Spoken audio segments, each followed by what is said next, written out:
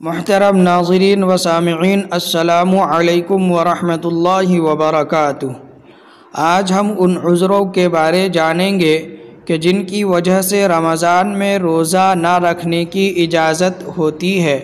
وہ اعذار جن سے رمضان میں روزہ نہ رکھنے کی اجازت ہوتی ہے یہ ہیں: نمبر 1، بیماری کی وجہ سے روزہ کی طاقت نہ ہو یا بیماری بڑھنے کا شدید خطرہ ہو تو روزہ نہ رکھنا جائز ہے بعد رمضان، اور جب بیماری سے افاقہ ہو جائے تو روزوں کی قضا کر لے۔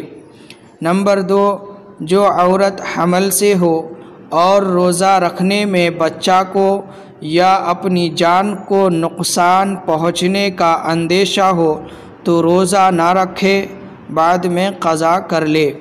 نمبر 3، مسافر شرعی کے لیے اجازت ہے کہ روزہ نہ رکھے، پھر اگر کوئی تکلیف نہ ہو تو سفر ہی میں روزہ رکھنا افضل ہے، اور اگر تکلیف ہو تو نہ رکھنا افضل ہے۔ نمبر 4، جو عورت دودھ پلاتی ہے، اگر روزہ سے بچہ کو دودھ نہیں ملتا، تکلیف پہنچتی ہے تو روزہ نہ رکھے، بعد میں قضا کر لے۔ نمبر 5، بحالت روزہ سفر شروع کیا تو اس کا پورا کرنا ضروری ہے، اور کچھ کھانے پینے کے بعد وطن واپس آ گیا تو باقی دن کھانے پینے سے احتراز کرے۔ نمبر 6، کسی کو قتل کی دھمکی دے کر روزہ توڑنے پر مجبور کیا جائے تو اس مجبور شخص کے لیے روزہ توڑ دینا جائز ہے، بعد میں روزہ کی قضا کر لے۔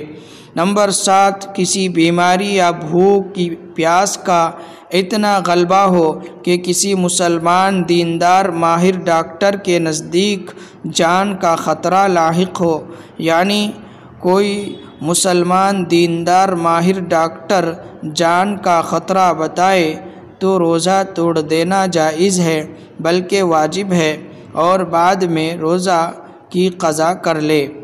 نمبر 8، عورت کے لیے ایام حیض میں اور بچہ کی پیدائش کے بعد جو خون نکلتا ہے یعنی نفاس، اس کے دوران میں روزہ رکھنا جائز نہیں۔ ان میں روزہ نہ رکھے، بعد میں قضا کر لے۔ ایام حیض اور ایام نفاس کے دوران روزہ رکھنا جائز نہیں۔